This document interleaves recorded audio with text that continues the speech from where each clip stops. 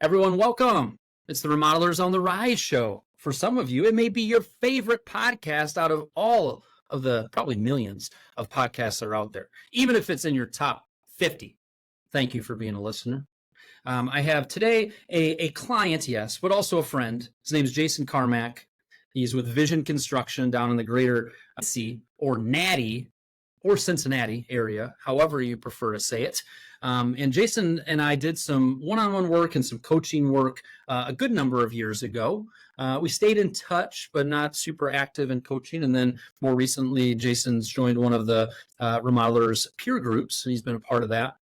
And as Bailey and I were brainstorming, who should we line up for some upcoming guests? I said, it is time to have Jason on the Remodelers on the Rise show to share a little bit of his story, his journey in remodeling, his journey through some setbacks and some health challenges, some cool things he's doing in his business and with a little side business, and just kind of sharing his inspiring story with his friends and colleagues in the remodeling industry. Jason, thank you for making the time and being a part of the podcast today.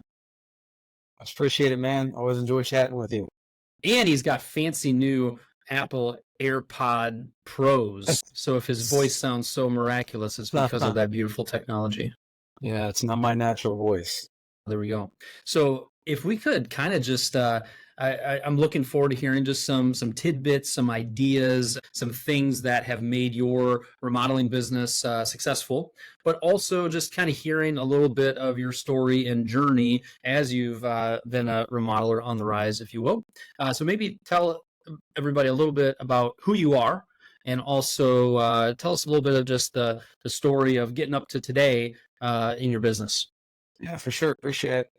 Yeah, man, where we kind of began, construction really has been in my blood my entire life. Got formally educated at University of Cincinnati and all that good stuff, and in engineering and kind of business management. But I've really been in construction and builder ever since I was probably 12, building tree houses in my backyard, and then the love just kind of continued.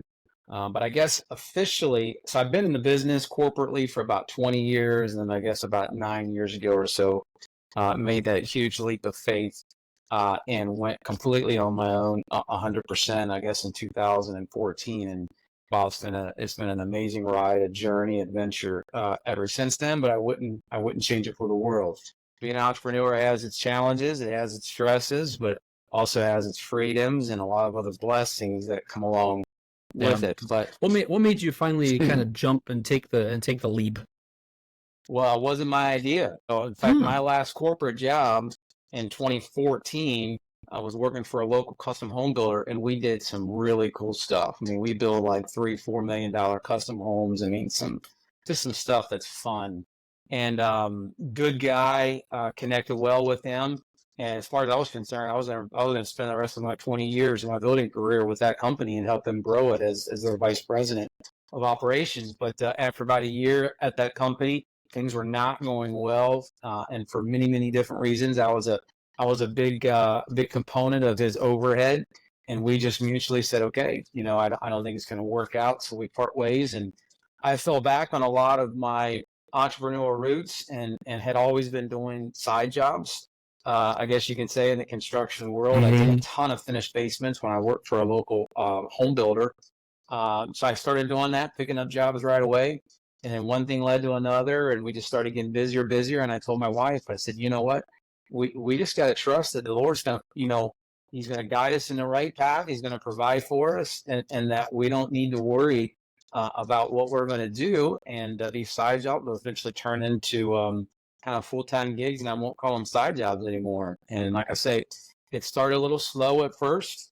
I was blessed by being able to utilize some of my good friends and now current team members that I had worked with for a long time to kind of help me with some of those jobs. It's just a subcontractor, a trade partner. But as the years grew, we brought on more trade partners, more subcontractors, more direct team members, and I actually hired my first direct W-2 employee. Ironically, he's now my vice president of operations, but he's 29 and married and has a baby and all that good stuff. Noah Anderson is his name. I used to teach him in Sunday school. That's how long we have known each other. Yeah, way back in the day. And he's been on tons of mission trips with me. So we served together. I knew his work ethic. I knew his values.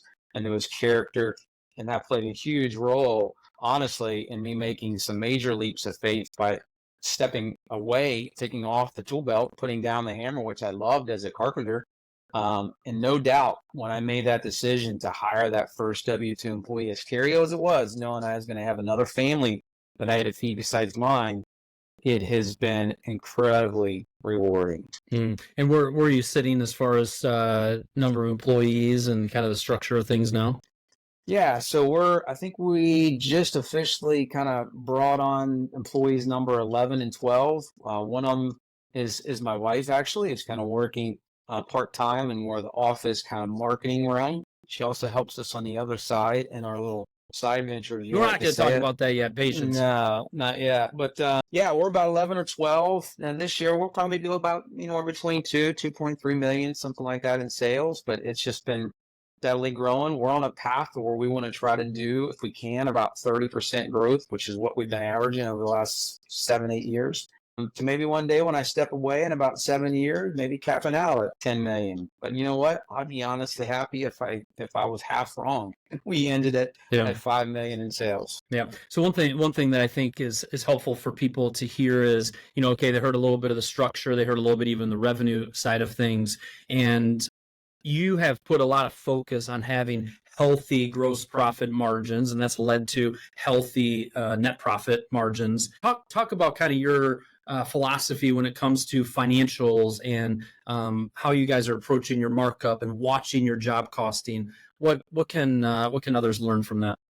Sure. Well, I mean, I'm kind of fortunate because I was around the numbers in my corporate career for the last 10 as a division manager, division coordinator for a local home builder. So I knew all about estimating how important it was. I mean, you could make or break a company, especially a construction company, if you didn't have tight numbers from an estimating standpoint. So I kind of came in with a leg up on having really good systems in place. I interrupt, but people, did you hear that? You can really screw up a remodeling business if you're not taking estimating seriously. Continually improving your estimating templates, making sure everything is included in there, that they are accurate, watching your job costing. He tossed that in there, but I just wanted to emphasize that for those 3 people that are nodding their head going, when I get back to the office, I'm going to really lock in on that. I mean, I can just start with a spreadsheet, and that's how we did. That's how we first started, just an Excel spreadsheet, and we kept track of everything that we knew we were going to spend on materials and labor, and we really tried to watch that and control that and learn about that, as we went through our financials at the end of the project to see how we were performing from a cost versus budget.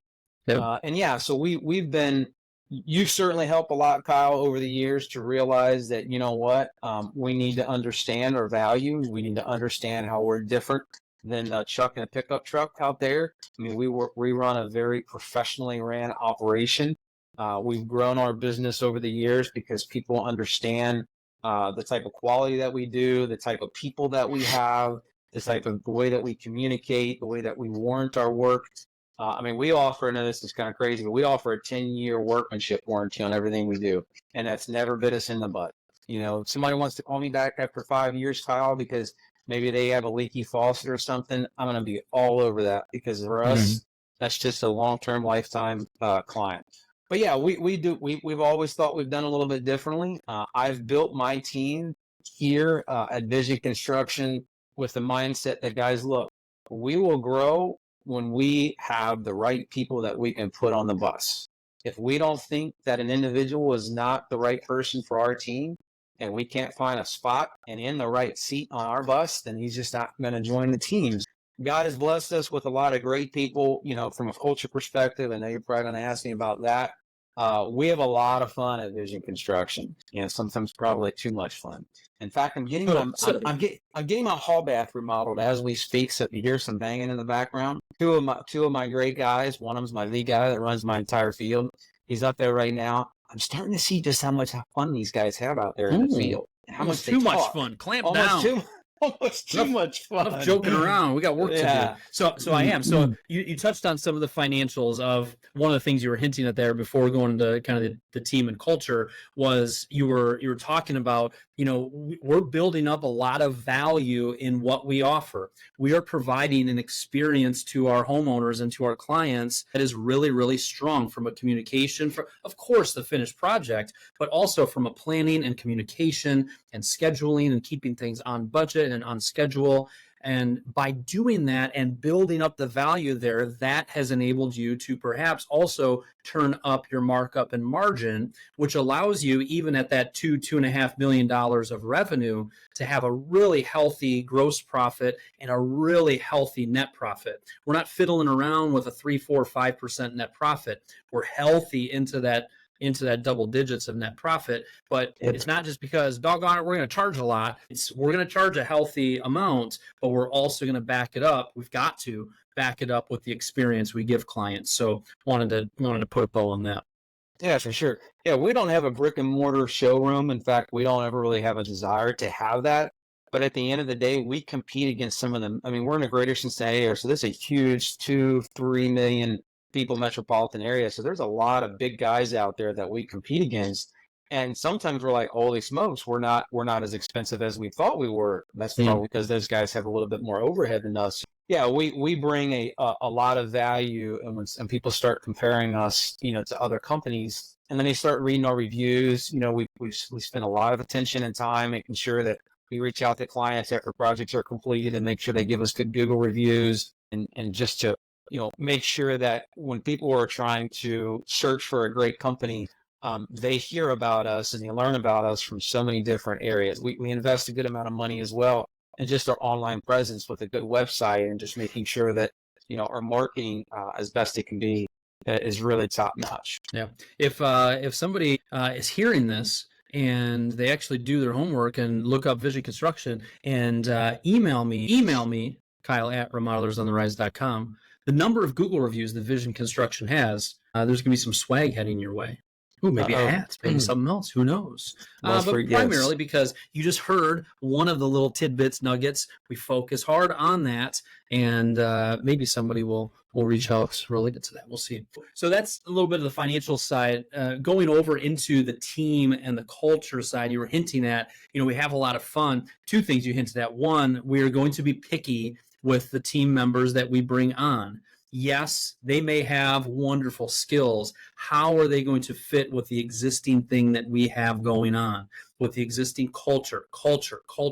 What does your culture of your business look like? How do we develop a culture that attracts the right employees and kind of frankly repels maybe employees that it isn't a good fit for? So talk about a little bit, maybe your team, but also the culture that you've kind of very purposefully developed. I think that's a huge part of your retention and success. Yeah. So wrote a book many years ago, a couple of different ones, and this was probably in a couple of those books for sure. But you probably heard the term, hire slow, fire fast. We've been very fortunate in the, like I say, 9 years or so that we've been full time in business with Vision Construction, where I have not ever had to let one person go. One person go. In fact, only one person has left our company, and they left on their own to pursue some other things. And ironically, he probably was, of all the team members that we've had, he probably was the one that wasn't the best fit. So, he did himself a favor and did me a favor as well. But anyway, we, like I said before, we're very comfortable. I make a very comfortable, respectable salary. I pay my people, all my guys, very, very well. We give a generous benefits package, from time off to health insurance benefits, to profit sharing, to 401k contributions. We really, really try to set ourselves apart from everybody else as if we were a Fortune 500 company. That's how I knew that I wanted to run my company. That, look, if guys even have the slightest feel that they would enjoy construction, I can make this into a career for them. And I will do everything that I can to also educate them on some other things that they can be doing financially to set themselves apart. I sit down with my people a minimum once a year, and I ask them about their retirement savings and how they're doing, what kind of goals that they have, how can I help them fulfill any of their dreams that they may have. But my guys just know I care about it. You know, they're family. They're 100% my family. In fact, my nephew, he actually works for the company, but everybody else that's with me, they're either really good friends, they're either members of my church, you know, which that's a huge thing too, Kyle. Like I said before, I make a good, respectable salary, but we also have good, respectable net profits from the company. So we're not hurting. We don't need to grow, you know. So if the right person comes our way and I know that they meet our same values, they have a good work ethic, you know, they're enjoyable to be around, other folks maybe already know them. We've never really hired a stranger. You know, we've always hired someone that we've known their character. But if we don't have a spot necessarily in that time available for someone, but I know that they could be a right fit for us, like you always say, we're always hiring. We're always hiring. Even if we're not ready to, if they're the right person, God's going to speak to me. He's like, look, man, you need to pick this guy up or this gal up because they'll help you grow. And that's what we've done. Sometimes we should have hired sooner, but sometimes we probably didn't, probably didn't need the individual, but we knew that they'd be a good team member. So again, if we get to that 10 million mark, great. If we get to a $4 or $5 million mark, great. We're only going to do it with the right people because I don't want to have to fire anybody. You know, I just don't want that. Yeah. So, you know, I talk to my people. I let them know that my door is always open.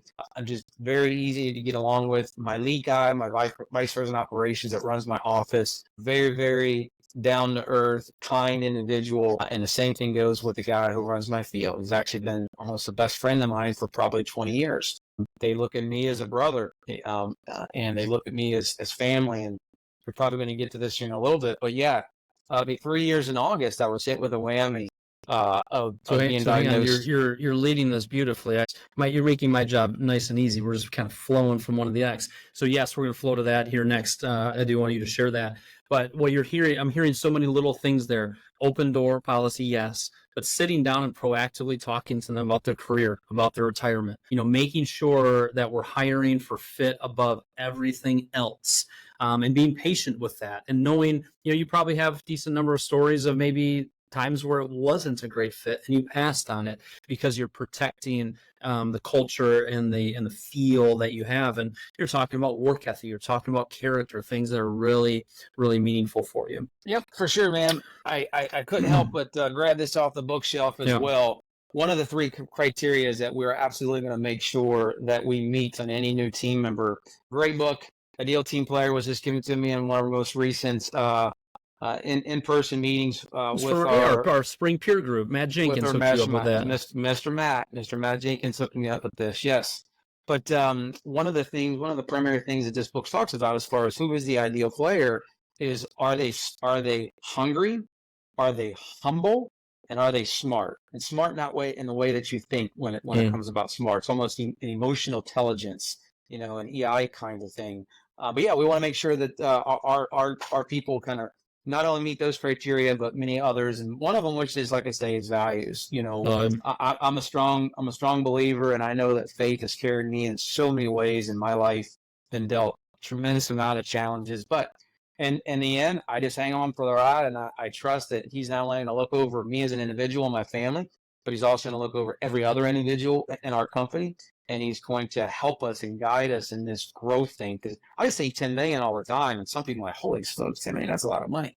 You might be out there chuckling, saying, man, I got you on a path to get you to 30 million, you know? And I'm going to walk away in about 7 years and be sort of retired in place or whatever you called it, something else one day. But yeah, we have a lot of fun. I'll say this as well. Tomorrow, no, what is the day? Tuesday. 2 more days, we leave for a 4-day lake trip where I take all of my people, all expenses paid. We get a huge house, so we're all together. We go down on the lake down in Tennessee. This year we're going back to Douglas Lake, which is right next to Gatlinburg. Beautiful lake for anybody that hasn't been there before. We take our boats, our jet skis, all of our toys, and we go down and we just hang out. My guys get paid to play. So they get an extra, Thursday, Friday off, and then we're down there until Sunday. And we just have a good time, good team building, just really to get to know one another, because every year that we go back, the team is bigger. So it's a great opportunity for other folks to feel comfortable about who they're around. We do lots of other things too, man. We have half-day play days, or we just I live on the river, so I'm blessed to have water literally a couple steps away from my back door. So we go play on the water, and in the wintertime, we'll go hang out, and we'll have, kind of a Christmas party, where folks hang out, and I budget for it. Don't get me wrong. Yep. It's in there. I account for it. Right. But at the end of the day, it's priceless. All of that is very thoughtfully done, right? You're thinking through why would we do that? Okay, it's about building know, like, and trust with each other, continuing to build a team. So there's some good nuggets in there for others to think about and say, okay, how do I incorporate more of that? So you were kind of sharing 3 years ago, you got kind of dealt a tricky hand there, and your team kind of stepped up and everything else. Share a little bit about that. Yeah. So August of 2021, got hit with the surprise of stage 3 colon cancer, and world turned upside down. Didn't really know why, and what I needed to do. I was scared. Turned into a sponge because I couldn't learn enough information in the beginning. But for the love of my wife and a little bit of persuasion, actually by you as well, my friend, I did some traditional therapy, blood chemotherapy and radiation, but didn't want to do a surgery. In fact, I didn't do a surgery, a minor surgery at that. It'll be in my book one day, the book that I'm going to call Plan C. But did a minor surgery that turned out to be a huge success. It was very uncommon, never done before, as far as my surgeon, who was a very world-renowned almost surgeon, taught by the best in New York City at Memorial Sloan Kettering Hospital. This procedure had never been done before because they didn't really think that it was the right thing to do. Well, I think my surgeon knew I wasn't the average person from the beginning, and I wasn't going to take no for an answer.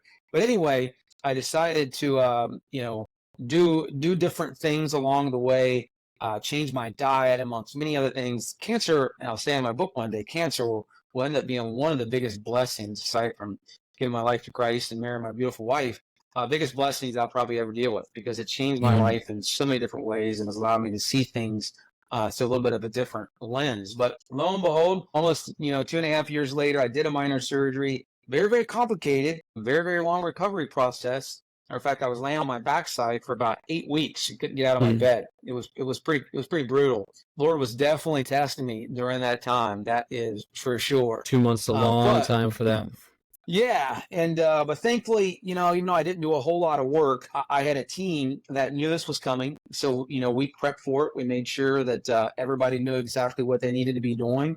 And it was almost like we didn't skip a beat. I think you may have alluded to this maybe in the beginning, but, in this last 2.5 years, as I've been away from the business for a lot longer than what I'd like to be, as far as in it, kind of, working 40 hours a week, our business has grown.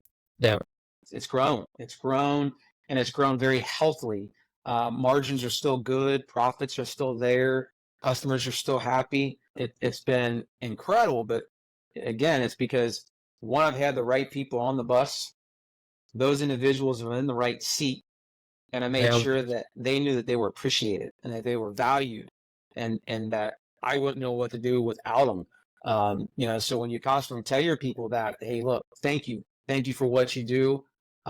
Because when they win, we win as a company, and that's how I look at it. Is I want to make sure that I bless them to the point where that they're not ever thinking about leaving the division construction, because the grass could be greener on the other side. Somebody could maybe pay a little bit more money, but are they going to have the type of environment? Are they going to be working with what they feel like are best friends every single day?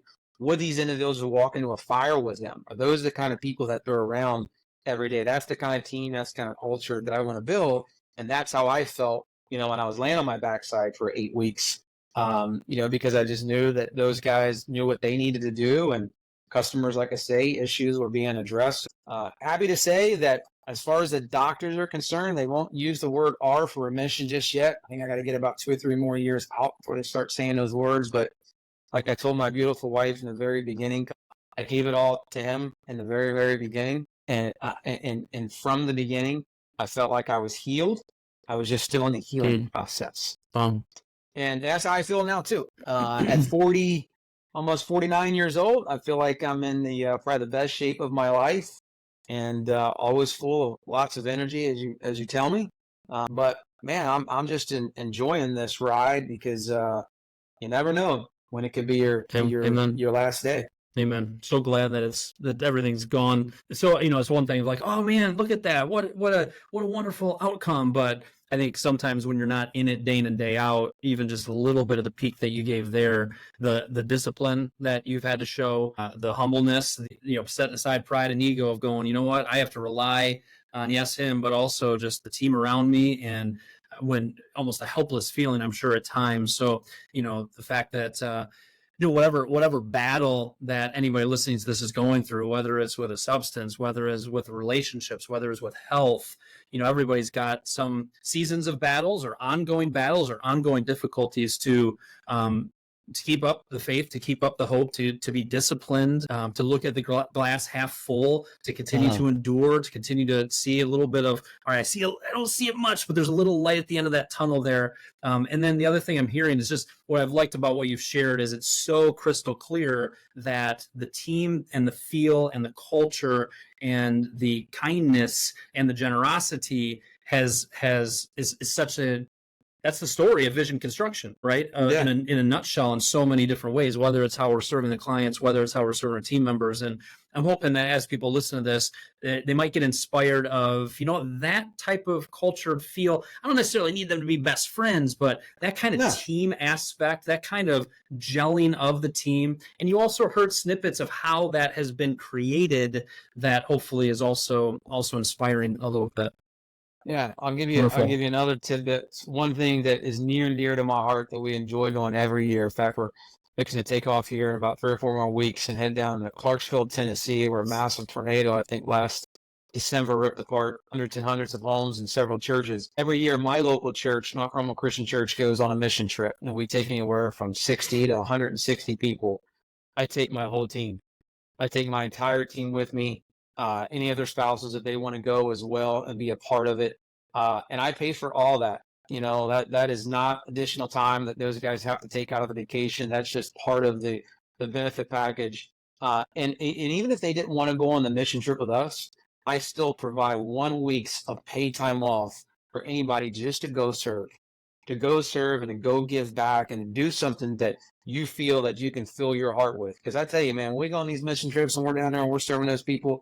Who's blessed? Who's served at the end of the day? It's us. Yeah. It's us. We're the one that's blessed. We're the one that feel like we get more out of it because, as Lord says, it's so much better to give, than it is to receive. And that's what we experience when we get out on these mission trips. So yeah, that kind of stuff too, really sets us apart and it lets our people know that, look, man, it's not always about us. We want to try to do a good job to honor him, to serve our clients, and just to know that at the end of the day, I just got to make him happy. If I make him happy, man, I'll make everybody happy. We're doing a little preaching on today's podcast. Heads up, people. Didn't know you were expecting that. Sorry, man. It's all right. It's gonna seep out because it's true and it's who you are. Yep. What's also interesting, practically speaking, you're like, we take a full week off, and that's part of that. It's in the employee labor burden. You look at Jason's employee labor burden. You've got paid time off, and you've got workers' comp, and you've got company meetings, and you also have hours in there where we're anticipating taking a week off and serving. Mm-hmm. And what an amazing thing to look forward to as a team, to plan around. And, as you look at it year over year, the compound effect of that is just absolutely beautiful. Cool. Yep. So the other thing I wanted you to mention is you have kind of something, if you're not catching it, people, Mr. Carmack over here, I think he named, I only made this connection here recently. I'm like, that's why you named your company Vision. Because he loves talking about vision. He loves talking about the next thing. What's the next thing? What's the next thing? Sometimes I have to say, hey, stop talking about your big vision. Let's talk about this silly little checklist that we got to lock it down. Oh, that's not fun. Okay. But this thing this vision that you had of, you bought a property and you moved a number of years ago, and you had this idea of, man, I would love to have some, you call it visions on the river. And I think for everybody listening to this, you all have skills when it comes to building, when it comes to renting, when it comes to understanding properties. There's so much that a lot of you have passion for behind this. And I think what Jason is doing with his visions on the river is just really exciting and kind of fun. And it's been proven to be profitable in that way too. So tell people what it is and how they can look it up a little bit. Yeah, sure. So they can check us out at visionsontheriver.com. That basically is a short little landing page to get you over to our current Airbnb listing. We're going to expand our website, all that good stuff over time. But yeah, like I said, I've been in real estate, as a licensed real estate agent. Don't do that anymore.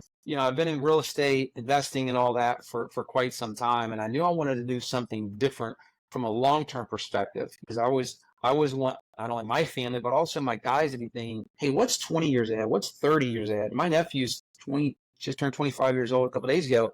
He's got 40 years left in front of him. If he was to stay here that whole entire time, I want him just to understand what nest egg that he could have if he plays his cards right. Well, you can't really ever go wrong in real estate. From an investment perspective, some of the most wealthiest individuals in the world, they're highly tied to real estate. So yes, about 3 years ago, I bought a beautiful 10-acre property here right outside, 20 minutes outside downtown Cincinnati on the Ohio River. And my thought process was, I want to build a lot of cool, unique structures. So we're building very high-end custom tiny homes, just like you see on all the television shows. We have some really, really cool things that we do, as well as tree houses. Now, the tree houses thing hasn't happened just yet, dealing with some municipality and some building permit issues on that. But so far, our tiny houses, we're actually getting ready to go live with our next one here. And hopefully about 2 or 3 more weeks, going to be called Hagrid's Hut. So it's a Harry Potter themed structure. But yeah, so we take the profits. We take the active revenue that we take from Visit Construction. Yes, I still put some in the stock market to be diversified, but I take a huge chunk of our business profits and I just dump it either right back into our company, whether it's buying assets that our team needs or just to bless my team members, or I buy structures. I build structures to put right here on our property so that we then can rent out. Because I look at these small structures, Kyle, they're just miniature model homes for what Visit Construction can do. Yeah. There are people that come here, they see our huge pole barn that we have where we actually build these tiny structures inside the pole barn. That's where our office is at and things like that for the business. But they come here and they stay in these like, holy crap, this is amazing. I love it.